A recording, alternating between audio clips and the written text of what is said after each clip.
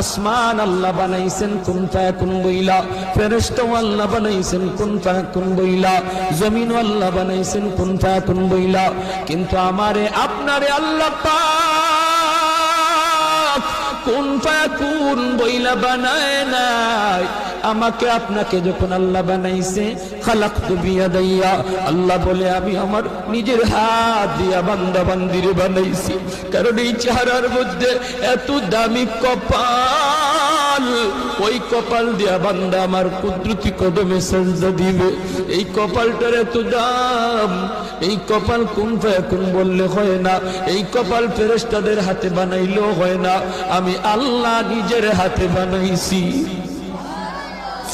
আল্লাহ পাক কই আমি আল্লাহ দেখি জমিনে কেমন অন্যায় হয়, অত্যাচার কেমন জুলুম হয়, জমিনে কেমন অন্যায় হয়, অত্যাচার হয়।